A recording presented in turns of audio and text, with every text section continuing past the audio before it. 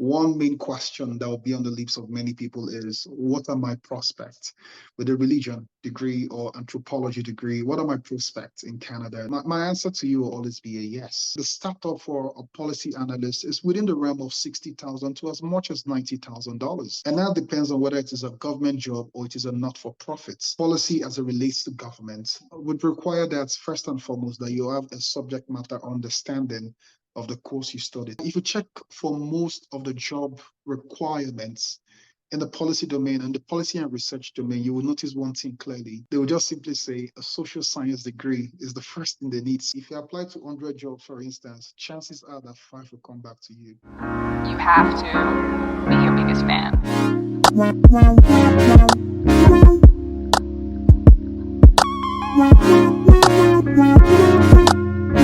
Hi everyone, hi guys, welcome to my YouTube channel Ada Canada. My name is Nikki. This video is a continuation of the last video where I was talking with Francis, or rather Francis was kind of talking to you guys, subscribers, about his journey to Canada. I decided to split the entire meeting and the entire conversation in two parts. So the first part is about his journey and his experience in Canada, how he came to Canada. If you haven't seen that video, I suggest you do go ahead and watch that video. I'm going to have it linked up on the screen somewhere. Please go watch that video, especially for those of you who are in fields that are related to where he is, which is social sciences, it's policy, it's research. In this portion of the video, it's not so much about his immigration journey because we've already covered that. So in this portion of the video, it's more so his job, his field of experience, his field of work. And this video is especially for those of you who are seriously into social sciences and you're not interested in switching to science, you're looking for opportunities in social sciences. How can you make it in Canada with a social sciences background? This is what we're going to be covering for this discussion today. So continuing with that, my next question is to enlighten us or talk to us, my subscribers, about opportunities, or rather should I say employment opportunities and or career prospects within social sciences or arts. Are they profitable? Is it sustainable? Yeah, thank you, Adena. It's just awesome to join you again for the part 2 of this video as we continue the conversation into policy, social science, arts degrees, and the different types of degrees people probably just would have obtained from Nigerian universities or outside other universities as well, including the UK or anywhere else in the world. One main question that will be on the lips of many people is, what are my prospects with a religion degree or anthropology degree? What are my prospects in Canada? Do I have the advantage of getting something in the labor market when I knock on it? Can I really look into something that is profitable and, like you use the word, sustainable as I come through here? My answer to you will always be a yes. If you look at the policy realm, let me break it down a wee bit. The idea of policy is very expansive, but I'm thinking about policy in the realm of governments, in the realm of government policy in terms of that specificity, not HR policy or organizational policy, no. Now, policy as it relates to government would require that first and foremost that you have a subject matter understanding of the course you study. Think about it this way. The more and more we see tech proliferating, the more and more we see expansion in the tech space, the more and more government also needs to get it right in terms of the policy, in terms of in tech. So government needs to have the cybersecurity policy. It needs individuals who are savvy, understanding of the space to provide advice to the government on how to design a digital policy that is suitable for Canada. The same thing applies, let's say you studied religion or you studied social anthropology, you studied religion, there will always be conversation in terms of social justice that you can zoom into, which is also a realm in policy and also a domain as well. You can also transfer that knowledge into indigenous people or indigenous people policy, which will be very helpful. The truth of the matter is this: I'm not saying policies are one size fits all, but it's definitely a coverage, an umbrella of some sort that brings a convergence in terms of all the disciplines you've studied.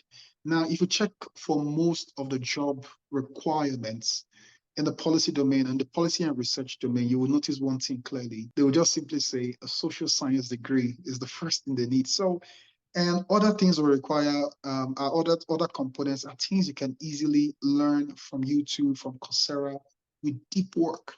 Deep work. Now, if they expect you to have the research understanding, if you've done a dissertation, in my own opinion, and you submitted a dissertation and now has been passed, you have a bachelor's degree, your master's degree, easily you can aggregate all that together and pitch to them.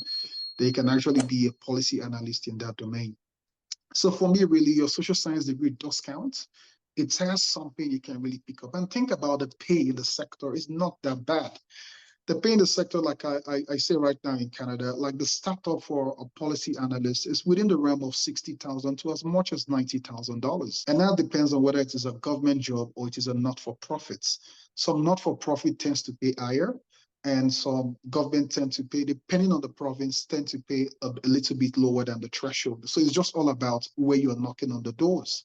So the truth is, if you have that understanding and you can actually put yourself out there, you can get more things done. And I say policy, but I'm not limiting all that. There's community engagement specialists. There's a lot of naming conventions or in terms of jobs you can actually apply for that are in relation to your degree. Don't think the degree, think about the job requirements and how you can fill it. Now, you can also demonstrate you have what it takes or the prerequisites to actually satisfy that job requirement by tailoring your CV aright. Now, if you feel there's a lacuna in terms of your skills, you can always just pick up micro credentials to fill in that gap. And you can also pick up volunteering opportunities that you see around you to actually ensure that you kind of fill in that gap in your CV. But one thing I tell you for sure is this: if you're really bent on using your social science degree well, one thing is certain, you're going to get opportunities that actually suit what you studied. I, for instance, studied political science major. I had a chance to also study intelligence and security studies, international relations and security studies. There is no job out there that says international security studies. Let's be very honest, or international relations as it is. If I want to really do anything, it's going to be foreign affairs, and that's working with government. But I'm mindful I need security clearance to get those jobs. So, and you don't get security clearance by coming into the country immediately. It's going to take a while. So, what is the first space I can get into that can be the ladder for me to get into those jobs that I really want to get into? For me, it's the policy domain. Look into it, satisfy all the criteria, I can do research well, I understand government processes well. And allow me to say this, I may not be able to cover everything in this video in terms of what are those key things you need to pay attention to in what I call the deep work that is required. Deep work here means what can I do in 3 months that I can learn, internalize, process, and take as part of my person or as part of the repository of my own knowledge system that can now make me a very suitable candidate for the role. And for some other people, this will require me breaking it down, like government processes, like a number of key things that are really sacrosanct in the policy domain for you to understand, for you to get into, or the places you can actually look into, or people you can follow online to learn about it. So I'll say this to you: if any of your subscribers are really keen for a part 3 of this conversation, then of course we can slot in the time and start talking around what do we really do, what are those specifics, or how do we kind of break this down in a much more much more palatable way that is easier for someone to just pick this thing and run with it. So for me, really, that's just more and all I can say about the policy space. I like to use myself as an example. I've been here for tracking 4 years plus, at least within New Zealand and Canada, and of course the UK as well, and more. This is beside my Nigerian experience, and I've enjoyed this work. I really enjoy this work. I'm seeing more prospects. The prospects include getting into government realms, providing advice, and of course, think international organization. I'll stop here and say Okonjiwala is a savvy policy person at the most technical level. And the truth of the matter is, because of our policy wealth of experience and knowledge and our subject matter expertise, that's why she's able to work in the place she's working in. And there are many Okonjiwalas spread across the policy domain. Many Nigerians doing well. If you go on LinkedIn, you'll see lots of Nigerians who are policy experts who are doing well in development of policy, working for UNDP, United Nations, World Health Organization, name them. But then again, one thing is very imperative: your background needs to be right, so that the foundation you're laying on top, and of course the building blocks you're putting on top, can fit in. So that's all I can say for now. I said there's a part three to zoom into this even further. Yeah, I think I got what you said for my subscribers. So your background, and even if you didn't study political science, if you studied sociology, so having that and then tailoring it to like looking at what goes in Canada and then tailoring it to suit that position, also combining your experience, also you called it the deep work, so like getting those extra soft skills with what you have and then just adding everything to your arsenal to make it work for you. I also like the fact that you mentioned a couple of places that people can work. So obviously working for the government in under policy making, decision research as well. You mentioned NGOs, you mentioned United Nations development. So these are like some areas to consider working in. So at least you have like a whole bunch of options that are available. The next question that I wanted to ask has to do with transitioning. So for example, I don't know if there's anyone out there who is interested in switching from sciences or from arts or commerce or wherever they are coming from into social sciences. What would you say about transitioning? Do you think that, in your opinion, that's like a good decision to switch? Would you ask them to go ahead and do that or just stick to science? Yeah, like I always say, and for anyone that asks me this question, I'll say it's mind over matter, right? If you don't mind, you don't. It doesn't matter. The truth is, if it does pique your interest to transition to policy, then let nothing else stop you.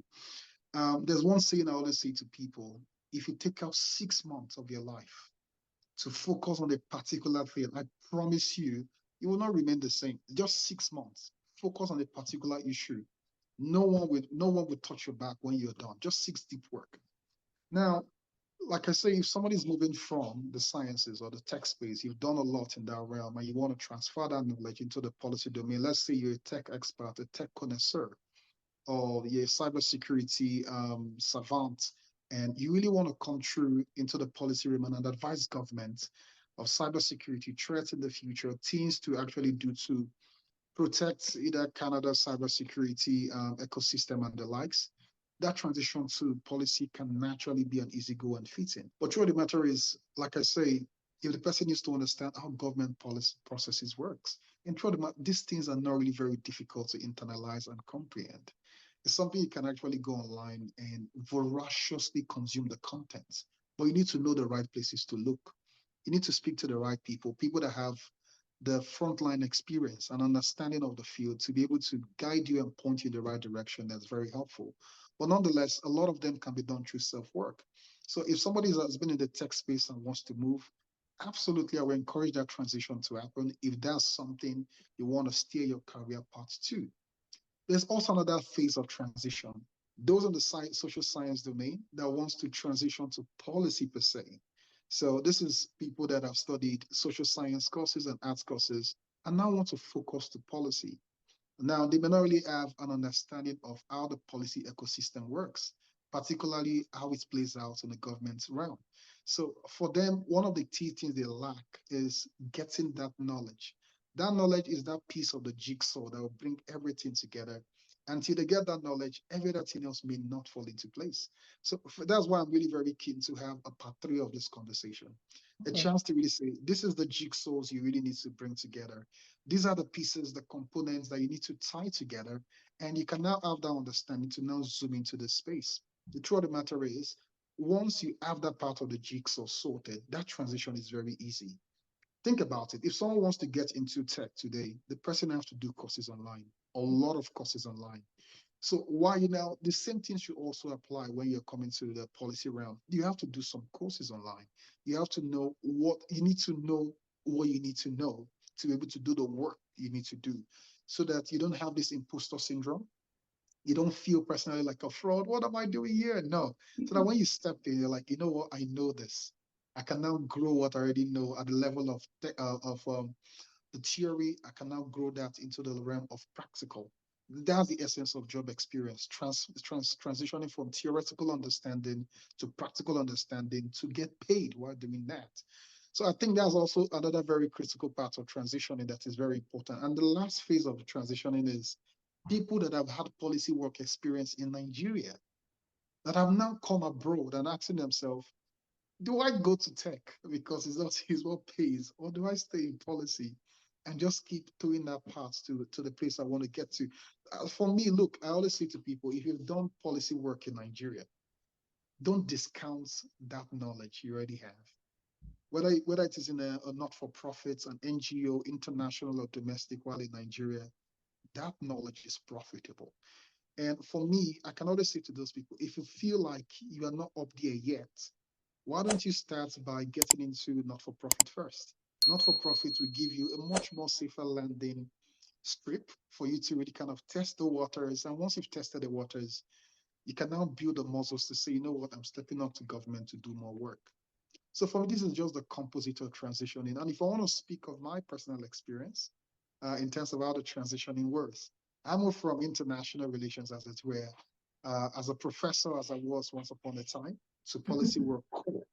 And I did that with a focus that if I can do 3 months understanding of how the policy ecosystem works, I can do well in that space. And that was just a very important part that steered me in the right direction. And once I got in, the rest that they say is history at that. That's nice. Thank you. I feel like you've answered this question before, the next one that I wanted to ask, and that's about tips about finding rewarding opportunities in social sciences. I feel like you've actually answered that question in other areas. If you were to just kind of like give like a very, very, very short summary in case maybe someone still didn't pick up on those clues or pick up on those tips, what would you share as your quick tips about finding those rewarding opportunities in Canada? Where to look, who to ask? So I have 7 things, but I may just crunch it down to 5. So the first thing is know yourself. Know yourself is the first most important phase of it all. Who am I? What do I have? What skills do I have? And what skills don't I have? What can really help is doing a skills mapping. Go to a skills mapping tool on Indeed, Workopolis, Seek, and all those websites. I think there are other organizations that also do what we call skill mapping. And just say, okay, these are the skills I have. I can now tailor my CV accordingly. I think the first thing for us is now to match that CV and match that into a CV. If you notice there are gaps in that, go for micro credentials and use that to boost your CV, right? Now, before you go into the job market and start scanning, go and look at what is out there. What is out there? What are the prospects? Know what to search for. Like when I started searching Indeed, I typed a number of things, political science jobs. I saw nothing. When I typed policy analyst,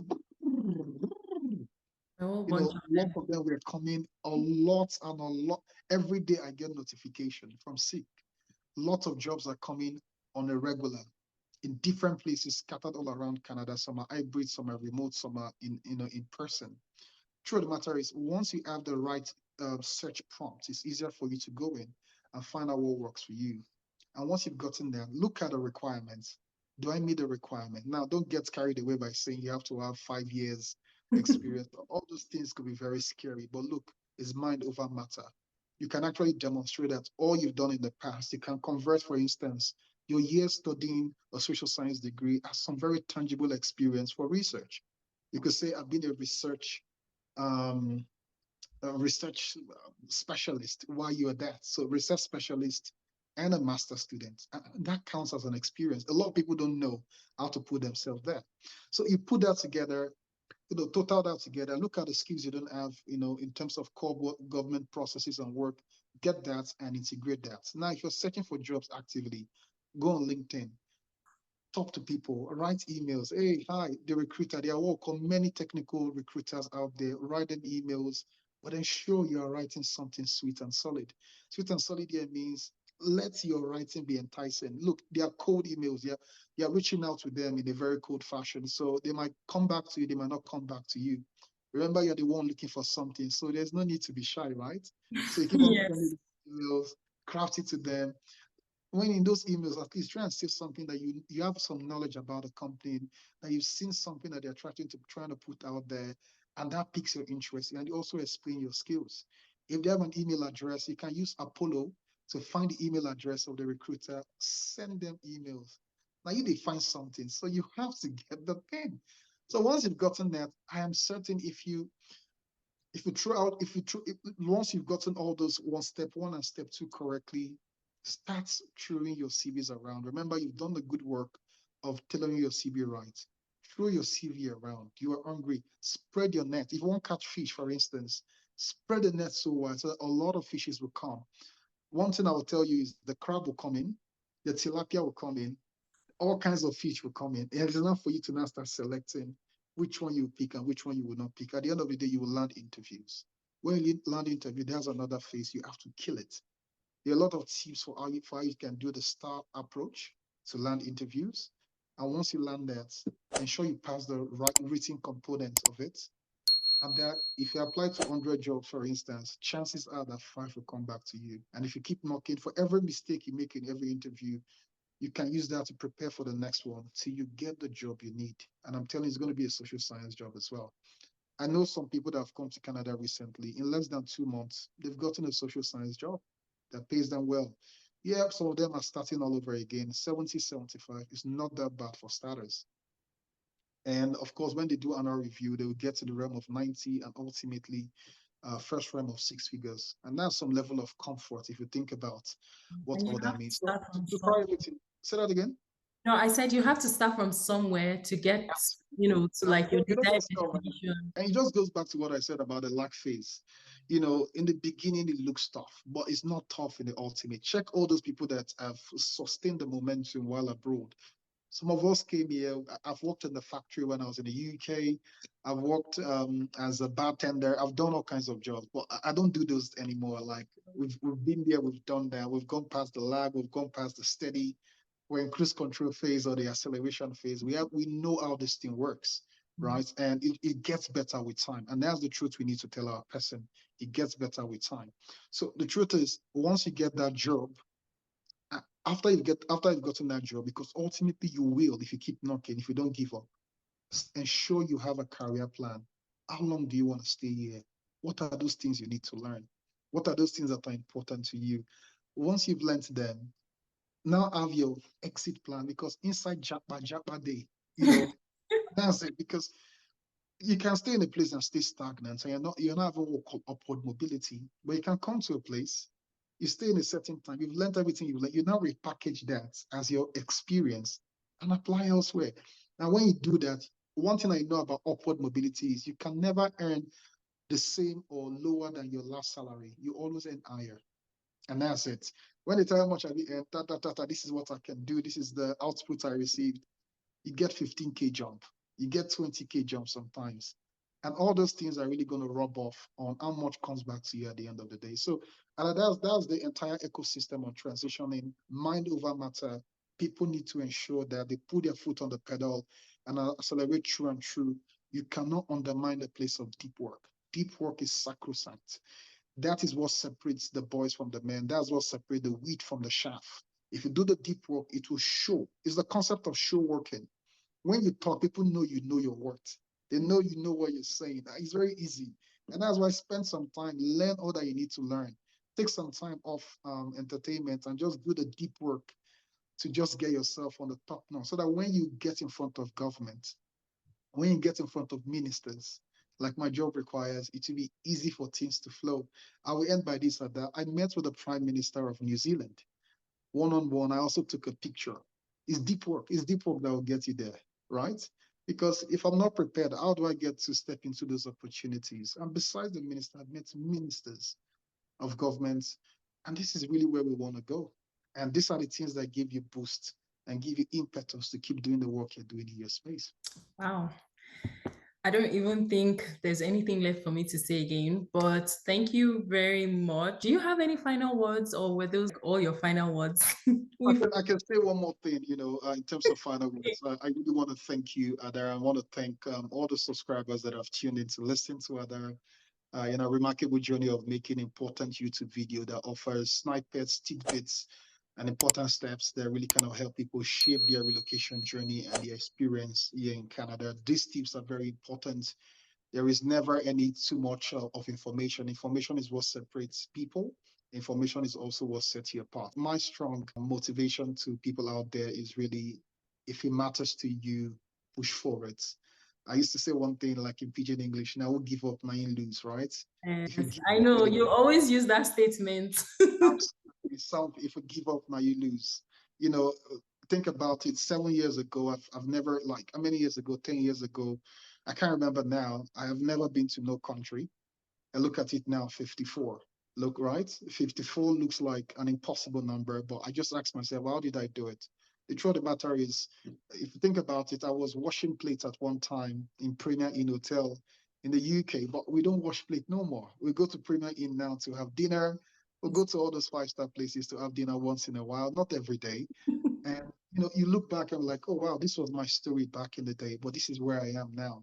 So I want to say to anyone there, if you're in the process of applying for a PR, if you're in the process of relocating and coming to Canada and settling, do not give up. Don't allow the coloration of stories that are out there dissipate your energy or prevent you from giving your very best. If you try and you fail, no problem, keep trying.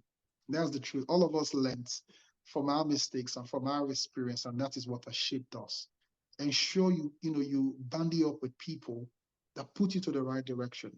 The truth of the matter is, who you follow in their abroad matters ultimately what your final experience will be. If you follow people who are oi polloi, who believe that the state of nature here is never going to be good, that might actually be your final experience. I, for one, I follow people that ginger me. They're telling me property, telling me investment, telling me this is how you get it done. This is how you get your credits right. Those are the people I want to follow because I want my 5 year story from what my 5 year story was to be a better experience than what I am now. So this is my last parting shot to you. I hope this is helpful. Keep following Ada and to get more useful content. All right. Thank you so much, Francis, for coming on my channel and talking to my subscribers. This is completely different. This is actually an eye-opener for me, even though I'm not even social sciences inclined, but it is.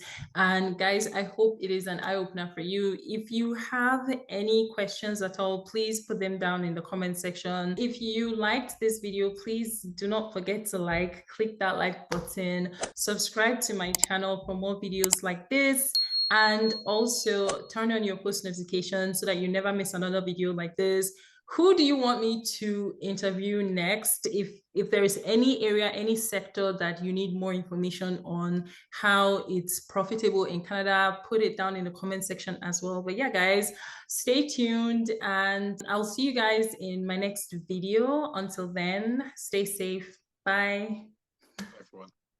Stay in the moon.